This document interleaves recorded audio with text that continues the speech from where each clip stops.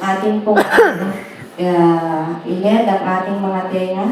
Huwag po natin hayaan na makaisasisikan at manakaw ang mensahe ng ating Panginoon. Amen? Sige po, tayo po ay manalangin. Thank you, Lord.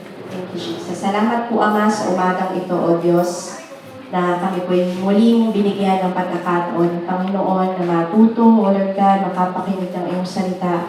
Salamat po, O Diyos, sa pagdalawas mo sa aking buhay. Patuloy na ako po itago mo sa iyong likuran at kayo lamang po ang mabigyan ng kapurihan pagdakila, O Diyos. Tunay nga po ng mensahe mo sa umagang ito, nawa po ito'y magbigay ng katatagan, paghahamon, O Lord God, at patuloy, O Lord God, na pagkapalalim ng aming pananampalataya sa iyo, O Lord God. We continue to declare that you are sovereign, that you are holy, and you're in this place, Panginoon. You are in the midst of us, O Jesus. At Lord, naman pong espiritu ng pagdududa, ng hindi paniniwala, hindi pagtanggap sa iyong salita, ay aming itong tinatapakan, tinatalian, O Lord God, sa pangalan ni Jesus.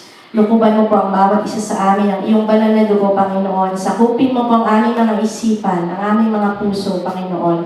And we command our hearts to bow down to you, O Jesus. Salamat po, Ama. Ito po ang aming samang dalangin sa pangalan ni Jesus. Amen. Okay. Paki-flash na po ng first slide natin. Ngayon po, we live in a world na madali po tayong maghusga, no? Madali tayong mag-label, may mga codice pa tayo. Halimbawa, meron, I use the word tayo kasi in general. No, meron tayong mga codice na pinapangalanan natin yung mga tao, especially if we don't like the person. No? And we live in a world na very common ang condemnation. Yung paghuhusga o yung para bang inaangkinan natin that we have the last word or the last say to that person. Sa panahon po natin ngayon, kung gusto natin makakita ng public stoning, we don't have to go back in history. No? Kailangan lang po natin na mag-log in sa social media. Gaya po ng, kilala niyo po ba siya? Yobab, diba? May nag-post na kaibigan niya sabi ng grupo na to nila, Yobab ay mahirap daw mabuhay sa Pilipinas na totoo naman, pero sana inayon kung ano nasa harapan nila. Ang mga pagkain ay di para sa mga naghihirap sa Pilipinas. Hahaha. Tapos yung mga comment, hindi talaga nahihirapan kasi yung isa ang laki ng katawan. Yan niya yung bash, oh. Isa lang ibig sabihin niya, hindi sila naghihirap kasi sa dami pa namang pagkain yan. Dito tayo. Ito naman, naging viral daw siya because of the grammar. Tingnan natin kung hasakit din ang ulo nyo. Just got home from school and McDonald's Hill Puyat. Good time for experience in life. Right way for your college. Most done past since high school. How to process, even itself, grow new already realization. Life high school from college. Same bad person or good person by whom trust to be care yourself and didn't try again. Sino nakaunawa? Diba? Ang mga comments, syempre, we expect bash din sa post na to. Ano daw, sakit sa ulo, basahin, big tina. Imagine kung kaano yung mga tao, no? Sinumpong migraine ko, ha ha ha. Sabi ng isa, anak ng tupa, na sobrahan na sa shake price yan. And so forth. Ito, recent to. Sa lahat ng mga sumuporta sa amin mula sa umpisa, couple to ha, na vlogger. Hindi nyo alam kung gaano kasakit sa amin yung desisyon na ito dahil parte kayo na naging buhay namin. Isa kayo sa bumuo sa amin, etc. Parang nagsasabi sila na masakit para rin sa kanila yung paghihiwalay nila. And then, sabi dito, dito na lang ako titingin, malabo. Malabo pala ang mata ko. Okay, wait, sandali lang po. Sabi dito, I don't know, unfollow us now. We will only have Master. Ay, nasabi ko. Masakit, pero maghihiwalay. Sus, ha. Isa lang naman dahilan kung bakit. Diba?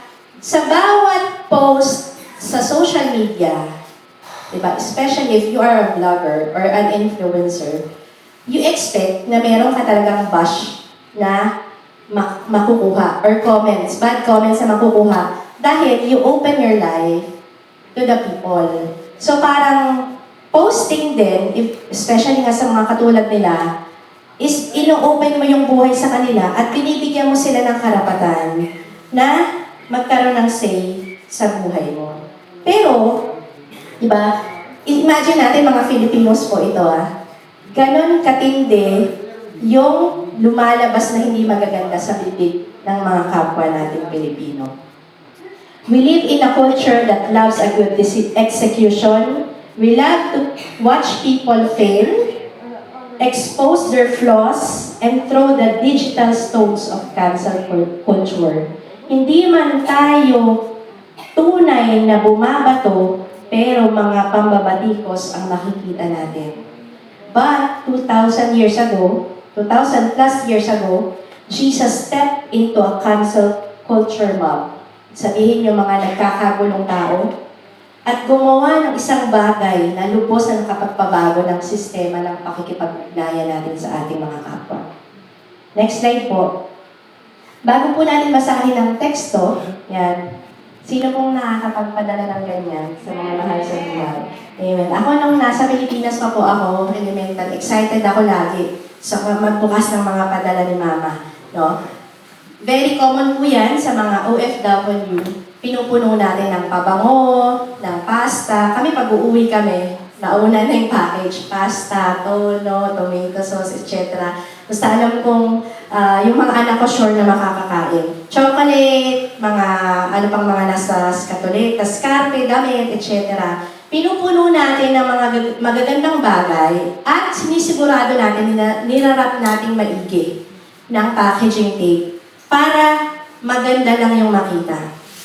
And mga kapatid, inside the church, we often act like a balikbayan box. Pinapak natin yung buhay natin tightly, showing only our blessings, our hard work, and our smiles. Diba? Nakangiti lang tayo lagi, pero minsan, or kadalasan, sa likod ng bawat ngiti, merong mga pighati o mga sakit tayong bitbit. Maraming may bitbit ng mabigat na hidden secrets, marital problems. Very common po ito sa mga OFW na merong naiiwang asawa sa Pilipinas. Across the ocean, financial stress, moral compromises na pinipiling gawin out of loneliness dito sa ibang bansa.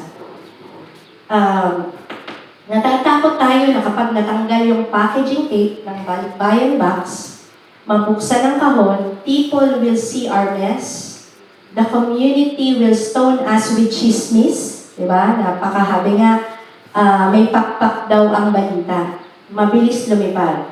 But in John 8, dito natin babasahin ang ating teksto, a woman's box was completely ripped open in public. Ewan ko po kung familiar kayo sa storyang ito, na napahiya po, may isa pong babae na hindi napangalanan, napahiya po siya in public dahil sa kanyang nahuli siya in the act. Pero atin pong tuklasin kung paano hinandal ni Jesus yung hidden mess po ng babae ito. Amen? So, maaari po ba tayong tumayo para po sa ating pagbabasa? Umpisahan po natin sa chapter 7 ng John, verse 53, and then hanggang chapter 8 hanggang verse 11. Maaari po ba tayong mag-alternate? Babae, tas lalaki. So, 53 babae, 1, and so on and so forth. Amen? Sige po. Wala pa tayo dyan na more. Doon sa slide na projected. Pero kung maipopost din yung verse para sa walang mga Bible. Meron po bang walang mga Bible?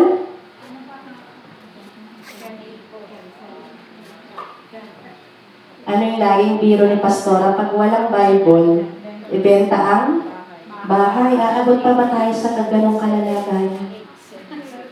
Okay.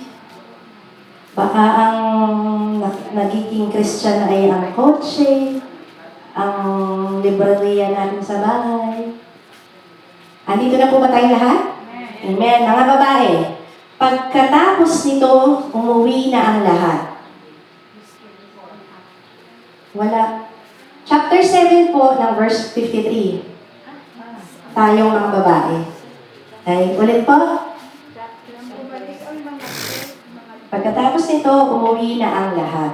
Okay, mga lalaki, verse 1 ng chapter 8. But Jesus went to the Mount of Olives. Sino po dito ang mga nagkape, nag-almusal?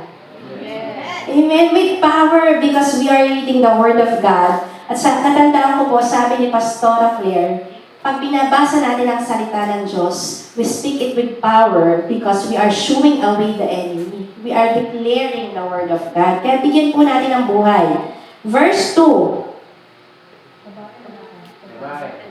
At dawn, he appeared again in the temple courts where all the people gathered around him and he sat down to teach them. 3. The teacher of the law of Pharisees brought a woman caught in adultery. They made her stand before the group. And said to Jesus, Teacher, this woman was caught in the act of adultery. In the law Moses commanded us to stone such woman. Now what to say? This question is a trap in order to have a basis for accusing him. But Jesus bent down and started to write on the ground with his finger. When they kept questioning him, he straightened up and said to them, let any one of you who is without sin be the first to throw a stone at her. Again.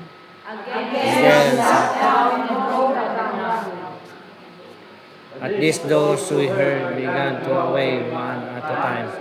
The older ones first. Older only Jesus was left, but the woman is still standing there.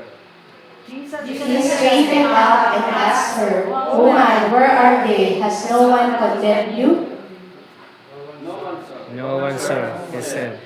Then neither do I condemn you. Jesus declared, go now, we live your life. Jesus said. When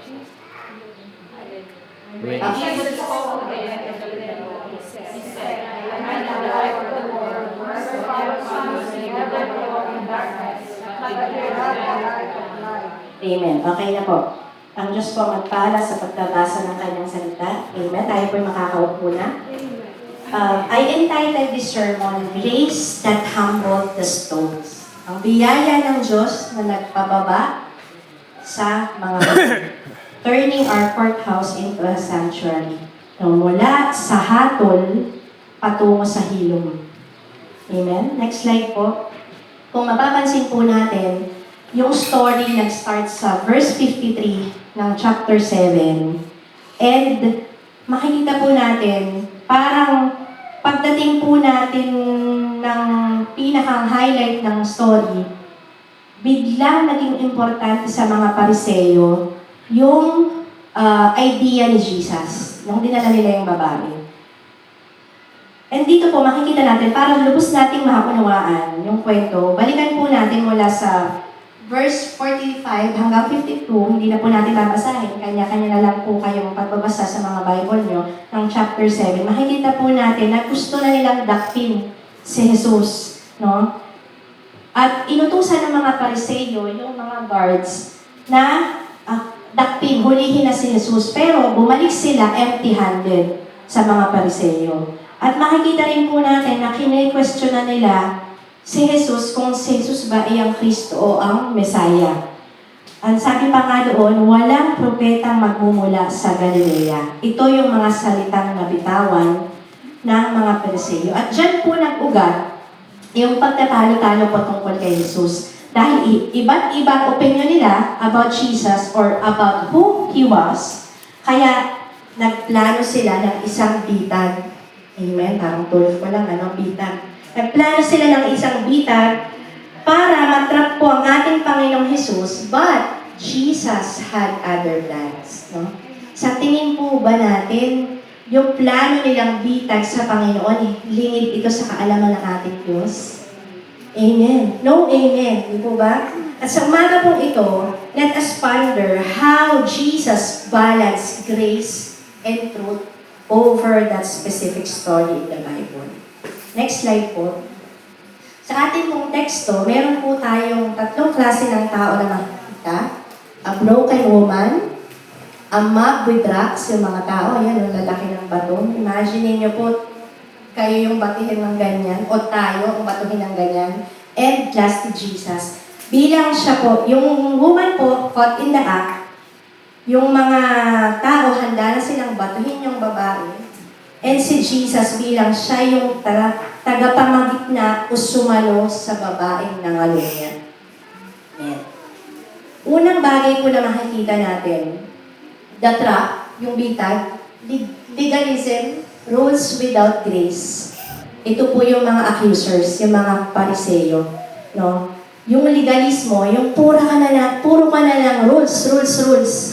No? Ako po natutunan ko, at patuloy na tinuturo ko ng Diyos, when it comes to relationship and when it comes to my children, rules without relationship will lead to rebellion. Pag puro ka na lang rules, wala ka ng grace, hindi mo na nababalance ng grace, puro ka na ng katotohanan. Okay, panalo ka na sa katotohanan mo. Pero nawin mo ba yung puso ng anak mo? Nawin mo ba yung puso ng team mo, ng mga pinangungunahan mo? Amen? Meron pong dalawang batas, no, na masasagasaan si Jesus if He could have acted without wisdom. Andyan po, nilagay ko yung Mosaic Law and Roman Law. Sa Mosaic Law, makikita po natin yan sa Leviticus 20:10. If a man commits adultery with another man's wife, with the wife of his neighbor, both the adulterer and the adulteress are to be put to death. So, ang Mosaic Law, i-put to death, patayin. No? Sa ibang translation, stone to death. And yung isa naman pong batas is Roman Law, o yung sinasabing Pax Romana, Roman Peace, na makikita natin sa John 18:31, then take him away. Ito po yung lumapit yung mga pariseyo, yung mga church leaders, dinala na nila si Jesus kay Pontius Pilate, and sabi ni Pilate, then take him away and judge him by your own law. Pilate told them. Pero ang sagot ng mga pariseyo, only the Romans are permitted to execute someone. The Jewish leaders replied. No? So alam nila na mayroong tinatawag na Pax Romana. The religious leaders brought the woman to the temple hindi dahil sa mahal nila ang law o yung batas ng Panginoon. Ano bang ibang term sa Tagalog ng law? Batas lang ba? Parang naman tayo nasa Senado. Pero ang gusto nila ay malaglag sa bitag ang ating Panginoong Hesus. Kasi kung titingnan po natin, balikan ko lang ulit yung ating teksto. Sa bandang huli, sabi po doon ay, sinulat ko lang. Ano naman ang masasabi nyo? No? Basahin natin. Dumating noon ang mga tagapagturo ng kautusan at ang mga pariseyo na may dalang isang babaeng nahuli sa pangangalon niya. Caught in the act. Iniharap nila ito sa karamihan at sinabi kay Jesus, Guro, ang babaeng ito'y nahuli sa aktong pangangalon niya. Ayon sa kautusan ni Moses, dapat batuhin hanggang sa mamatay ang mga katulad niya. Ano naman ang masasabi niyo? Na parang sinasabi nila, meron na silang talagang dapat gagawin, pero hinihintay nila mismo si Jesus ang magsabi. Bakit? Para malaglag si Jesus sa bitag nila. Amen? Kung sinabi ni Jesus na batuhin ang babae, masisira yung reputasyon niya bilang kaibigan ng mga makasalanan. At kung sasabihin naman niyang huwag batuhin ang babae, aakusahan naman siya sa paglabag sa kautusan ni Moses sa Leviticus 20:10. Amen? Kaya po makikita natin dito na iniipit nila si Jesus. Pero ang Diyos natin punong-puno po ng karunungan, ang ating Panginoong Jesus. Next slide po. Kung sinasabi, hindi po tayo dyan. Yung presidio.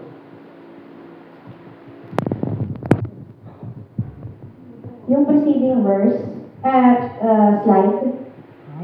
Okay. Yeah. No. Okay. Woman caught in the act of adultery. Tanong po, pag sinabing nahuli sa akto ng pangangalon niya, isa lang po ba? Isang tao lang po ba ang nahuhuli? sa pangangalo niya. 2. So nilagay ko dyan, where is the man?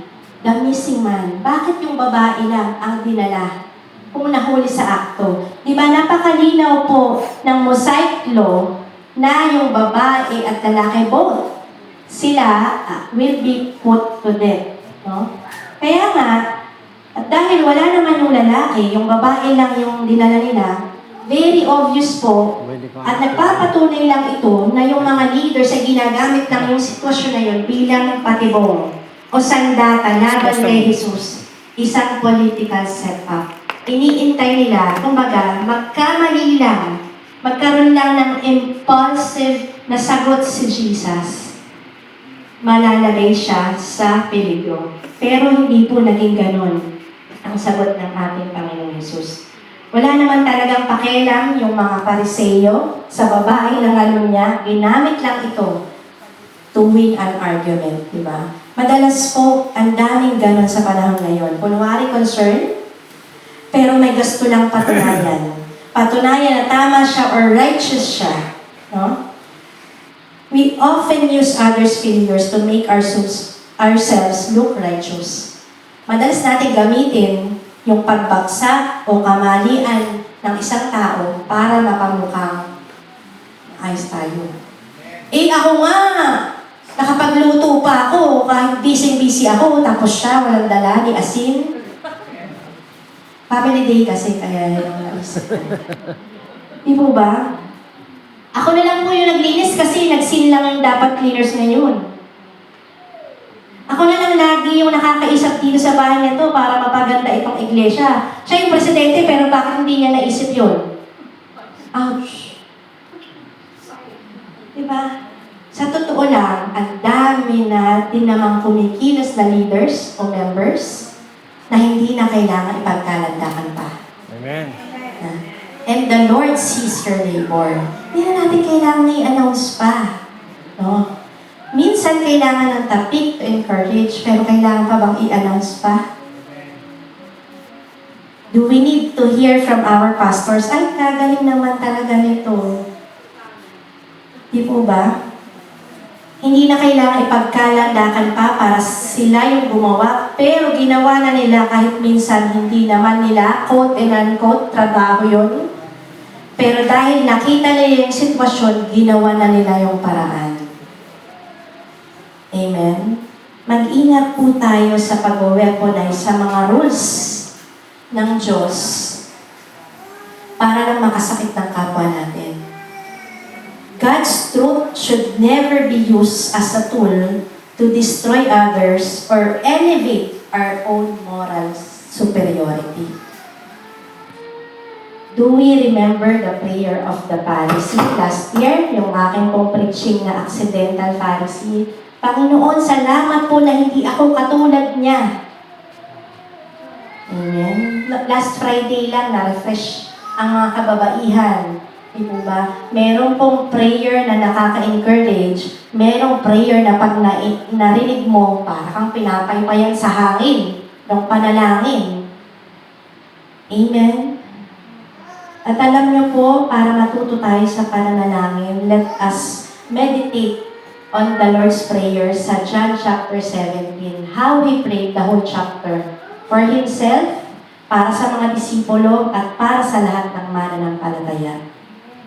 Next slide. Yan. Madalas po ang nagagamit natin is, ano po ito? Magnifying. Magnifying glass instead of salamin. No? Madalas ginagamit natin ang magnifying glass. We love to magnify others' flaws. Hindi pa sapat yung nakita natin eh. Kailangan talagang i-zoom pa natin yan. Amen? Para bagang minsan, mamaya malalaglag na yung mga bulaklak. Para bagang minsan nasisihan pa tayo sa pagbagsak ng iba. Instead, we are encouraged to use a mirror para sa sarili muna natin ang makita natin. Kung maayos ba tayo in the first place sa harapan ng ating Panginoon. Ang sabi po sa awit 119:59, I have considered my ways and have turned my steps to your statutes. na padaanan ko po ito sa Facebook, sa Our Daily Bread. Ang ganda po ng devotion kasi it talks about identifying our own strengths. No, meron pong isang lalaki na may pamilya, isang araw nagbisita sila sa bahay nila, nagsimula silang makaamoy ng hindi kaaya-aya. Lumipas ang ilang araw, hindi pa din nila ma-identify kung saan ang gagaling yung mabahong naaamoy nila. Hanggang sa bigla nilang naisip amuyin, bigla ng lalaki naisip ang amuyin ang sarili niya. Sabi niya, yan. Yung jacket na suot niya nung nag-ihaw siya sa labas, yes, winter po kasi yun, pwede rin mag-ihaw pag winter, huwag kayong judgmental. No? Kinapitan ng usok habang nag-iihaw siya. So imagine, halo-halo na yung amoy ng jacket niya. And just like some of us, madali sa atin na maamoy yung hindi kaaya-ayang amoy ng iba, pero yun pala, ang totoong umaalingasaw ay tayo. Amen? Tayo yung totoong nangangamoy. And sabi rin po, sa Luke 6:41-42, bakit mo pinapansin ang puwing ng iyong kapatid, ngunit hindi mo pinapansin ang troso sa iyong mata? Paano mo masasabi sa iyong kapatid, kapatid, hayaan mong alisin ko ang iyong puwing, gayong hindi mo nakikita ang troso nga sa iyong mata? Mapagkunwari, alisin muna ang troso sa iyong mata nang makakita kang mabuti. Sa gayon, maaalis mo na ang puwing ng iyong kapatid. No? Meron pa po akong isang kwento. Tungkol po ito sa isang kapitbahay na lagi na lang nang pinupuna kung gaano kadumi yung mga damit na sinasampay ng kapitbahay niya. So siguro nai-imagine ko ito, puro to finestra, no? Velcro. Araw-araw, yun ang lagi niyang unang pinupuna. Sinisilip niya sa bintana nila yung bakuna ng kapitbahay kung saan nagsasampay. Isang araw, paglisan niya, nagulat na lang siya. Ang sabi niya, aba, natuto nang maglaba yung kapitbahay natin. Ang linis na ng mga damit na sinampay niya. Pero yung asawa niya, hindi lang siya pinaisin. Nagpatuloy lang sa paglilinis ng salamin. No? Nagets na po yung kwento? Hindi na unawaan ng kapitbahay na laging namumuna na ang madumi ay ang bintana, hindi yung mga isinasabi. Amen? So, ganun rin po ang sinasabi sa atin ng Lucas. Hindi po sinasabing huwag tayong mag-review, no? O i-consinti o mag-compromise. Ang sinasabi, tingnan natin muna ang ating mga sarili. Manalangin tayo, Lord, am I pleasing sa iyong harapan? Nalulugod ka ba sa aking buhay? Amen? Pag may nakita tayo nagkamali, ang unang response natin, dito sa abroad, chismis. Magpaparinig pa tayo, bato-bato sa langit, ang tamaan, huwag magagalit. Pero alam niyo po si Jesus, tinurn niya yun, complete around. Sabi niya, sige, kung sino ang walang kasalanan, siya ang unang bumato. Pinalitan ni Jesus yung bato-bato sa langit na bato-bato sa sarili. Tingnan muna ang dobi bago mamulat ng iba. At bago mo i-type ang judgment na yan sa Messenger, sa IG, sa tweet, at kung saan pa man yan na social media, or spread that story after the Sunday service, remember the stone in your own hand. Tayo rin po yun. Yung mga Pariseo, minsan humahawak rin tayo ng mga bato na handa na natin ibato. Minsan gusto pa natin ipokpok. Amen? Next slide po. Meron din po tinatawag na polite stone throwing. Yung masyado mo bang pinapaganda, sarcasm. No? We might not throw stones, but, atensyon we throw gossip disguised as prayer request. Proto sister, naku, kailangan talaga natin ipag-pray si Sister Susan. Narinig mo na ba nangyari? Naku, brother Juan, nakakabless nga si Sister Maria. Aminado naman siyang iba't ibang tatay ng anak niya. Sa GC, let us pray for the Dimagiba siblings, for their parents, Brother Makibay and Sister Marupok decided to file a divorce. Kailangan pa bang i-GC yan? Di magip. Di magin. We tend to sugarcoat yung Yung pagkukwento pinakaramdam ni Mami. para maging Secret ng pag. holy gossip. And we are all guilty of this. Nag-build na sila ng congregational prayer based on holy gossip. Only because we think we are holier or more righteous than them. And most of all, hindi tayo nagre-rejoice sa failures ng iba. Are we happy na may mga pamilyang nasisira? Are we happy na nakikita yung kapatid natin na nag-fail? Are we happy na nakikita yung kapatid natin na lumalayo sa simbahan? Mas gugustuhin pa ba natin na hindi sila makasama?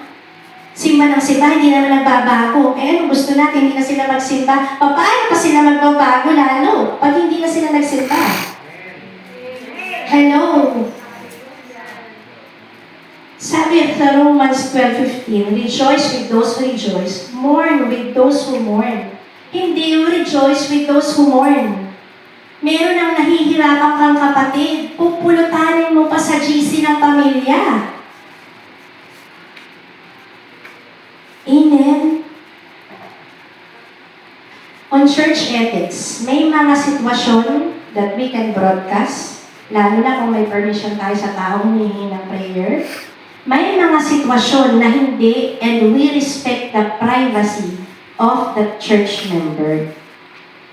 Kung ayaw niyang i-share ang story niya, lalo na kung di pa member yan. Lalo na kung inaalagaan mo pa lang yan. Amen. Kamusta naman ang integridad mo dyan, te? What else do we throw? We throw condemnation, judgmental attitude, we throw harsh words, at madami pang ibang uri ng story na hindi nakakapagpalakas. Bakit wala ka ng pagbabago? Hindi ka na bumalik sa ginagawa mo? And minsan nasasabi natin yan on our family, within the family. Amen? Next slide po. Pangalawa, makikita po natin the finger that silenced the accusers. The power of Jesus' response. Makapangyarihan po yung sagot ni Jesus dito eh. Ngunit yumuko lamang si Jesus at sumulat sa lupa sa pamamagitan ng daliri. So, paano po sumagot ang ating Panginoon? No? Hindi niya po agad sinita yung babae. Hindi po siya sumakay sa game ng mga Pariseo. Instead, yumuko siya at nagsulat po sa lupa. At nung tumayo siya, sinabi niya yung pinakamagandang tagos sa puso na kumana. Kaya doon, let him who is without sin among you be the first to throw a stone. Kung sino man sa inyo ang walang kasalanan, siyang mauna na bumato ng bato sa babae. At kung titingnan po natin, ano po kaya yung ibig sabihin ng sinulat ng Panginoon sa lupa? No? Makikita po natin na hindi binigyan ng puwang ni Jesus ang trap sa kanya. Instead, nagsulat siya sa lupa gamit ang mga daliri niya. And some scholars say na marahil yun din ang sinulat ni Jesus sa lupa during that time. Yung 10 Commandments. Kung makikita po natin, kasi Exodus, no? The finger of God, sa Exodus 31:18, next slide po muna tayo. Sabi po dyan, when the Lord finished speaking to Moses on Mount Sinai, He gave him the 2 tablets of the covenant law, the tablets of stones inscribed by the finger of God. God wrote the 10 Commandments on the stone tablets with His own finger. So makikita po natin yon. Balik po tayo sa kabilang slide. Jesus writing something, hindi po natin alam kung ito talagang sinulat niya, pero ang ibang scholars po, Bible scholars, ito po ang sinabi nila, na marahil ang 10 Commandments kung sinulat ng Panginoon, at dahil yun ang sinulat niya, pagkasulat niya noon, tumayo siya, at sinabi niya, kung sino man sa inyo ang hindi nagkasala, siya ang unang bumato sa babae. Marahil yung kanila pong conclusion, nabasa po ng mga tao doon, yung sinulat ng ating Panginoong Hesus, kung ito man po ay 10 Commandments, at maging sila, nagkaroon ng conviction. Ako mismo makasalanan. Hindi man ako nangalunya gaya ng babae, pero ako mismo, isa ako sa nag-break ng 10 utos ng ating Panginoon. At bakit nga po ba nagsulat ang 10 Commandments? Hindi lamang bilang moral and ethic guide, kundi bilang pagpapakita na ito ang set of standards ng ating Diyos. To show us that none of us were really worthy. Ang sabi po ng awit kanina, you are holy. Amen. Ano po ng pag-ilos ng Panginoong Diyos kanina, reminding us that He is holy. None of us were worthy. Wala pong sino man sa atin. No, kahit gaano man po tayo nakakatayo na o ginagamit ng Panginoon, wala pong sino man sa atin ang karapat-dapat. No? Na magyabang, na magmaigi, na nakaabot sa kaluwalhatian ng ating Panginoon. At kaya nga po, makikita po natin doon, yung mga nagkakagulat ng tao, they realize na kahit sila'y makasalanan, marahil hindi man adulterer sa physical, pero adulterer ka naman sa spiritual. Loyal ka ba sa Panginoon? May kahati ba ang Diyos sa atensyon mo? Or maybe hindi ka nga nagkakasala, but sobrang busy mo naman sa pangsariling bagay to the point na wala ka ng panahon manalangin, umattend ng church, magbasa ng Biblia. Meron din po tayong tinatawag na sin of omission. No? Sabi nga, if Satan cannot make you sin, he will make you busy. Gagawin ka niyang busy, gagawin ka niyang tamad, bibigyan ka niya ng katabangan, na manalangin, na magbasa ng kanyang salita. Tapos excuse natin yung sarili natin, justify natin yung sarili natin. Wala naman akong ginagawa masama. Wala nga, wala kang ginagawa para lumalim ang relasyon sa Diyos. The reality is, si Jesus mismo, siya lang ang unang, siya ang may karapatan lang na bumato dun sa babae. Siya yung perfect, siya yung blameless, walang sala. At kung gugustuhin niya, siya mismo ang pwedeng unang bumato dun sa babae.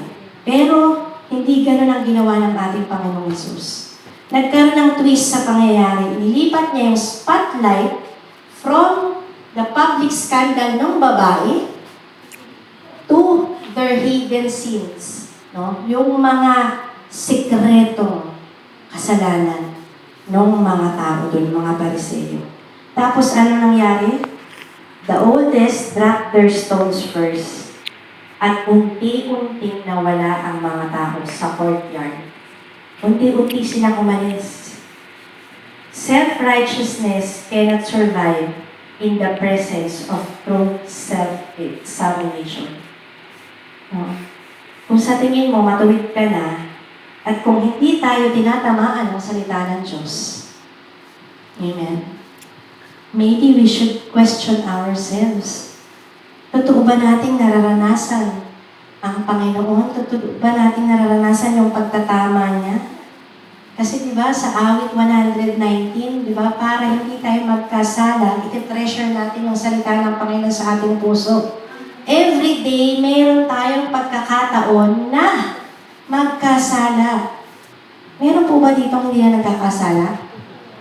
Lalagyan na natin kayo ng statwa ng halo. Saint. Diba? Saint Juliana. Hanggat wala pa po tayo sa langit, si Satan hindi po tayo tatantanan. Kaya nga, dapat mas lalo pa nating mahalin ang salita ng Panginoon. Mahalin ang Diyos dahil Lord, we look unto you. We fix our eyes unto you, the author and finisher of our faith. No? Kung lumalayo na tayo, nagmamaigi na tayo, magaling na ako, hindi ko na kailangan ng salita ng Diyos, nakakatakot. Amen? Isa-isa po sila umalis matapos nilang ma-realize, oops, ako nga din pala nagkasala. Oops, chismosa nga pala ako. Oops, masakit nga pala ako magsalita sa kapwa ko. Oops, wala nga pala akong galang sa magulang ko. Sunday best, magaganda yung aura natin, versus Saturday worst, or worst pa, Monday to Saturday worst. Kamusta ang ating everyday life? Kamusta ang ating pagsamba sa Panginoon from Monday to Saturday? O Saturday morning pa lang natin, ni-start yung engine ng ating pagsamba sa Panginoon. People hide their brokenness because they fear that church parking lot whispers. Ganun po ba dapat talaga ang iglesia? Ang ating simbahan? Pagpasok, titingnan from head to toe, titingnan mo kung may tatak pa yung suot mo. Maganda ba yung suot mo? Pag may tatak po, bigayan ng amo mo, no? Diba? Nahuhusgahan na natin yung kapwa natin na parang sinabi mo na walang kakayanan to na bumili nun. Amen? We must turn our courthouse into a hospital. Wala tayo sa hukuman. Sanctuary na nabasa ko dun sa ating binasang teksto sa Psalm 63, no? Ito ay sanctuary wherein dapat tayo praying church, nurturing church, and a healing sanctuary where everybody can be vulnerable. Yung pwede nating sabihin sa isa't isa, alam mo ba sis, panalangin mo ako, mahina ako sa ganitong bagay. Pero natatakot ang iba dahil bakit? I-screenshot yung message mo at isa-send sa GC. This is the hard truth. And the Lord is challenging us to drop our stone and to turn our courthouse into a sanctuary. Amen. Ilang years na tayo sa September? 34 years. Iluhod pa rin natin sa Panginoon. Hindi lang yung mga tao sa labas, most especially ang ating mga buhay. A place where people can come and feel safe and seek refuge. Yung pagdadating dito, ang ibang tao, mararamdaman nila that they are welcome, na hindi sila hinuhusgahan, na hindi nila tayo kilala, pero kilala na natin sila kasi na-imbestigahan na natin ng buhay nila. Come on. Wow.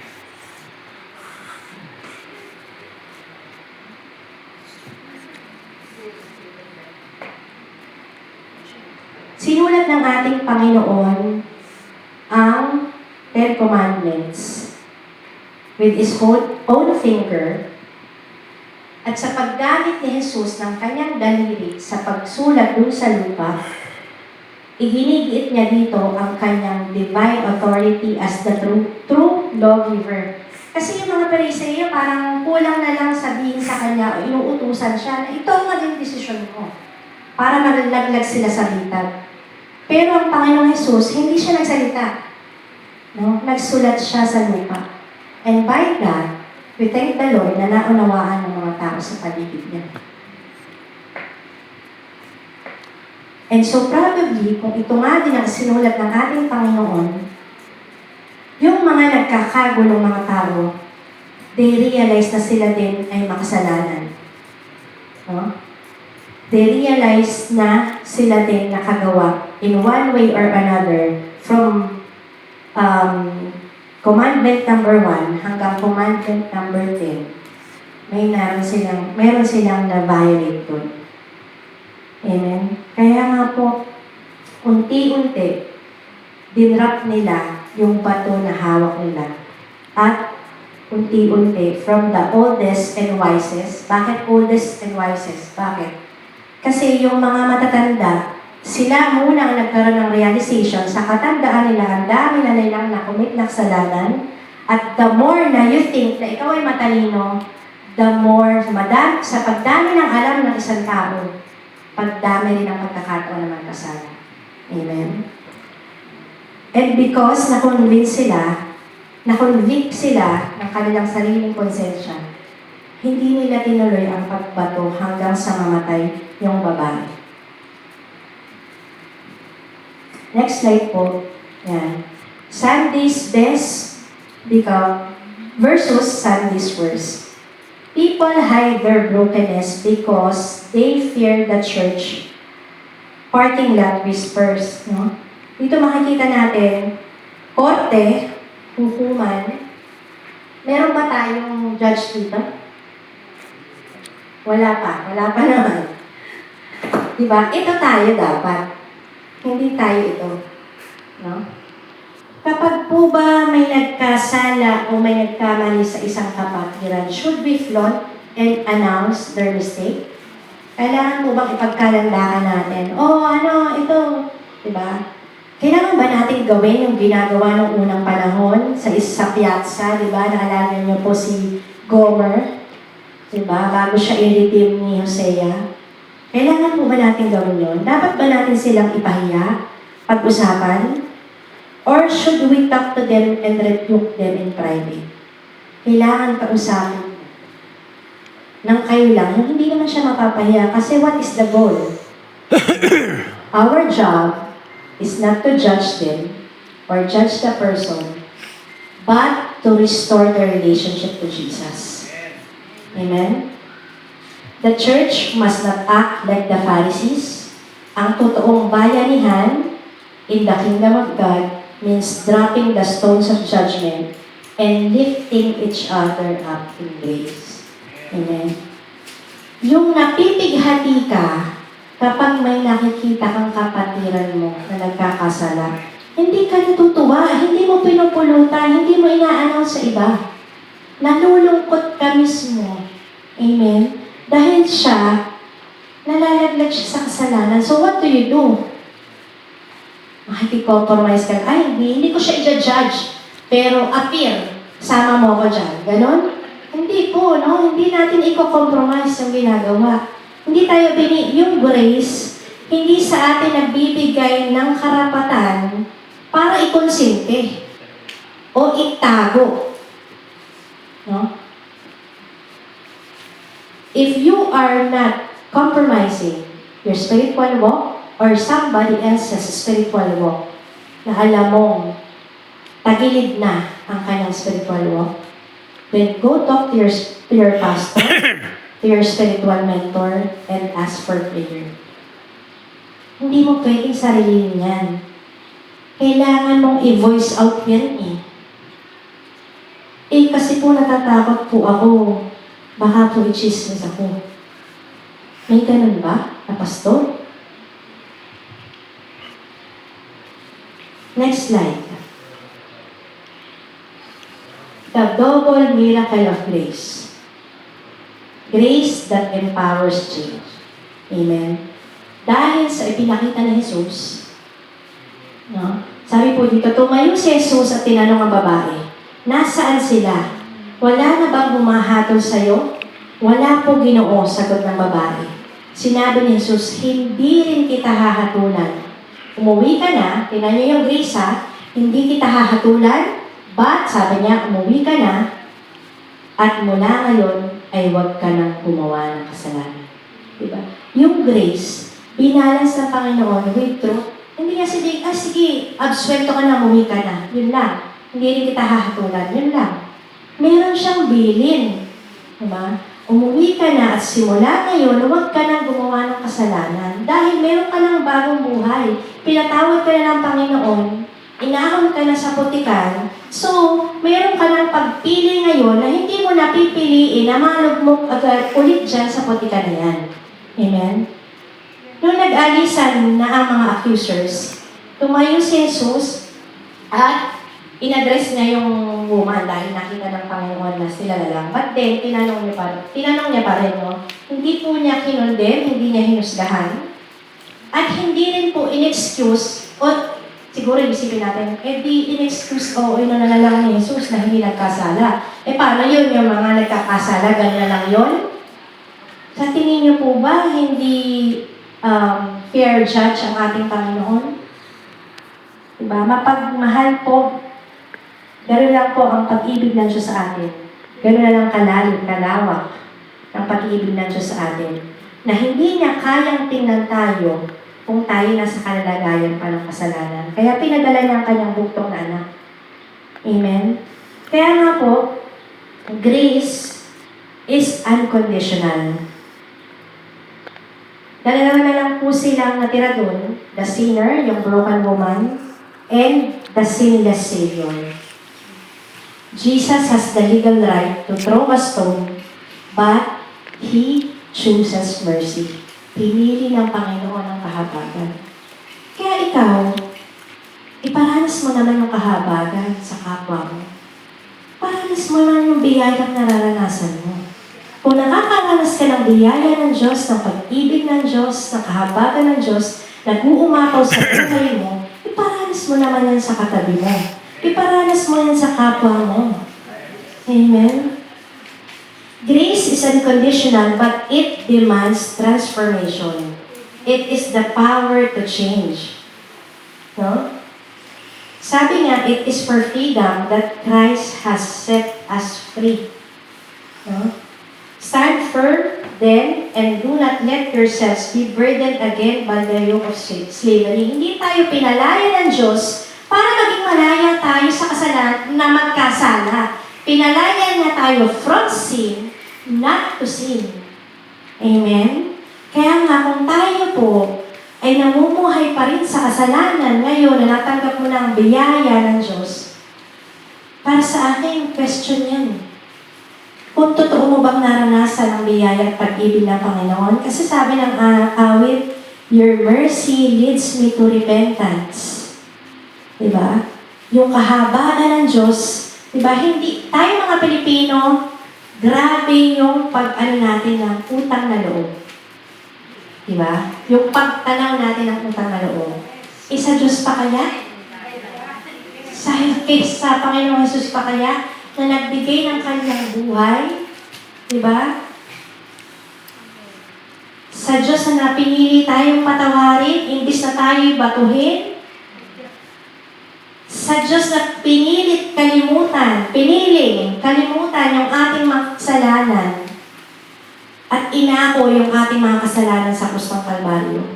Sasayangin po ba natin yung dugong na bubo sa ating Panginoong Hesus?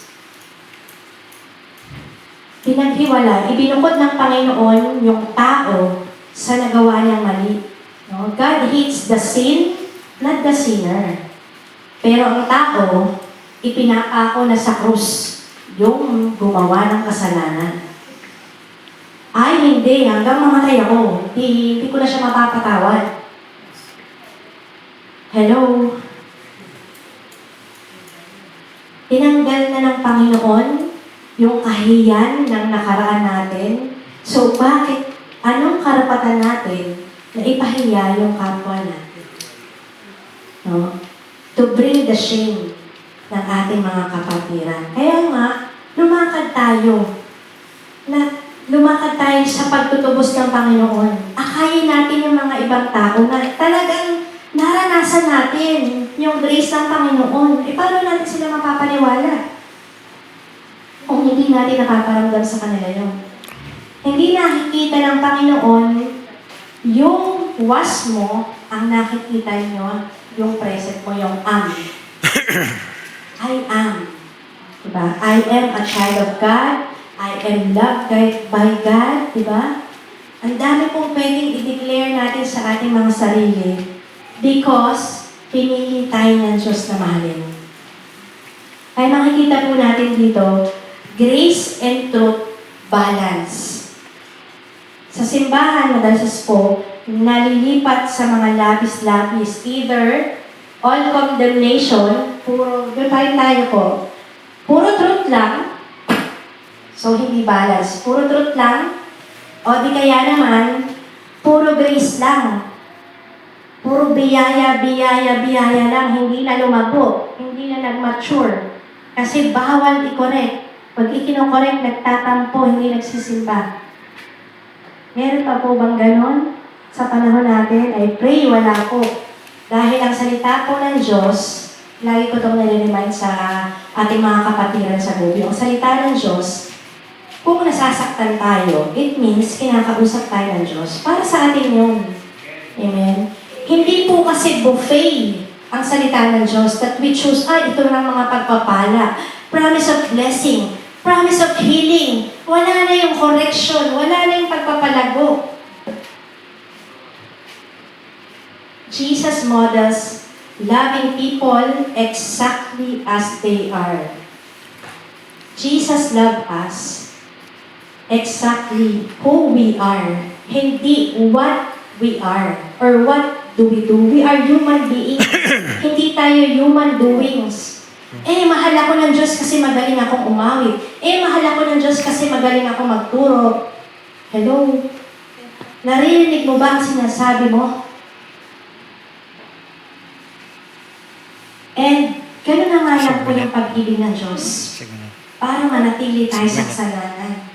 Diba? Hindi po gano'n ang pag-ibig ng Diyos na walang mangyayari na conviction sa ating mga puso. Kaya nga po, mahal tayo ng Panginoon, ayaw niyang manatili tayo sa kapahamakan. So tayo rin po, would we allow our loved ones sa mapahamak? Kasi natatakot ako pag pinarik ko siya, baka hindi niya na ako mahalin. Baka iwan niya ako, di kaya baka hindi na siya sumali sa team na ito. Would you be happy knowing that they will go to hell? Kaya balance lang po. Grace and truth, hindi po sila pinaghihiwalay. Next slide. Yes. Ay, wala pa po tayo dyan, pinatatapos na ba ako? Yeah. Hindi siya basta-basta pinalis lang ni Jesus, yung babae. Binigyan niya ng bagong buhay at kahulugan ng buhay ng babae. Ang ganda po ng awit na minamahal kita, sinasamba kita sa aking buhay ay ikaw ang nagbigay kahulugan. Minamahal, sinasamba kita. Di po ba, ang buhay natin, nung wala pa si Jesus, walang kahulugan. Patapon, yun po yung tamang description. Pero nung nakilala natin ang ating Panginoong Hesus, salamat dahil hindi po tayo pinagkala ng ating Panginoong Hesus hanggang sa tayo ay natagpuan niya. Amen. Kaya lang po nagkaroon ng kabuluhan at kahulugan ng ating buhay. Kaya nga po nalaglag ba ang ating Panginoong Hesus sa bitag? Kinonsinti po ba niya yung babae? Na-compromise ba ni Jesus yung salita ng Diyos? Rapper. Nabali ba niya ang kautosan?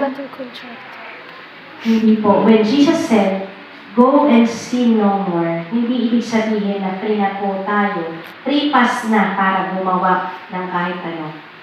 Binigyan niya yung babae ng brand new life.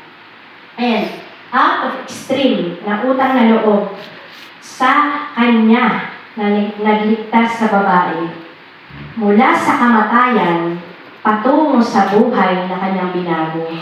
Ang response po ng babae at ng bawat isa sa atin is pagbabago. Sabihin nga po natin, pagbabago. Ito po yung utang na loob natin sa Panginoon. We live holy lives in Italy not because takot tayo sa pastor, takot tayo sa nanay natin, takot tayo sa kung sino man, anong sasabihin nila, but because we are overwhelmingly grateful dahil pinili ni Jesus na ilapag ang bato at hindi ibato sa atin. Ang pagpapatawad po ng ating Panginoon ay hindi cheap, hindi mura, kundi mahal. Tinubos niya po tayo ng kanyang sariling buhay. He frees the woman from her past so she can build a completely new life. Para po sa ating mga OFW dito sa Italy, experiencing Jesus' grace means, sinalot ko po dyan, breaking cycles of toxic relationships, pangangalunya man yan, infidelity man yan, same-sex relationship man yan, situationship man yan, o Gen Z, or no-label relationship, or prejudice, yung meron kang partiality, favoritism, or racism, or meron kang secret addiction, abuse ng illegal drugs, alcoholic ka, pornography, o ikaw ay ma-pride, bitterness, meron kang unforgiving heart, Compromising lifestyle, doble ang buhay mo. Different life from Monday to Saturday. Ibig sabihin po, kung na-experience na natin ang biyaya ng Panginoon, i-break na natin itong mga cycles na to. Pag-amin sa Diyos na, Lord, hindi ko po kaya. Ito po ang buhay ko. Tulungan niyo po ako. I cannot do it on my own. Hindi yung, hindi ko na ganyan. Diba? Let us stop being in the denial mode. Bagkus, yung pagpapakumbaba, hindi lang po ito yung parabang super gentle mo, o di kaya hindi ka lang mamata ng kapwa. Hindi lang po yun yung pagpapakumbaba. Kundi ang pagpapakumbaba is tinitingnan natin ang ating mga sarili at hinahayaan natin ng salita ng Diyos ang mag-reveal sa atin na ito palang katatayuan mo sa Panginoon. Lord, patawarin mo po ako. Hugasan niyo po ako ng iyong banal na dugo. Tulungan niyo po ako na mabago ko ang area ito. Tapyasin niyo po, Panginoon, yung pag-uugali kong hindi maganda. Amen? Dahil naranasan natin ang biyaya ng Diyos, tayo mismo nagkakaroon ng conviction towards the need to be changed. The same grace, yun din po ang extend natin sa iba. Naranasan mong pag-ibig ng Diyos, extend the same depth of love God showed you. Naranasan mong kahabagan ng Diyos, maging daluyan ka ng kahabagan ng Diyos sa kapwa mo. And forgiveness is a gift, but a transformed life is our response of gratitude to the one who saved us. Ang buhay na meron tayo, regalo po ito ng Diyos sa atin. Yung pagkakataong ibinigay niya sa atin, biyaya niya yan sa atin. Kaya naman, bilang tugon sa regalong ito, ang tanging regalong may ibinigay natin sa Diyos ay kung paano natin ipamuhay ng tama ang buhay na meron po tayo. Kasi kung titingnan po natin, hindi naman natin masusuklian ng Panginoon, kundi itama o sabihin po natin magpaayos tayo sa Panginoon. Tinatawagan ko po ang music team. As we close, saang parte ng buhay mo may hawak-hawak na bato ng paghusga at pagkukondana na handa mo ng ibato sa ibang tao? Why do we struggle with extending grace to other people? Anong lumalabas sa puso natin when we feel that way? Ang sabi po ng Panginoon, drop your stones. Ibaba na natin yung mga batong yan. Drop your stones. Tingnan natin ang ating mga kamay. Kanino ka nakaabang para mangbato? Sa asawa mo? Sa kamang gagawa sa simbahan? Kapwa OFW na nagkamali? Drop the stone of gossip.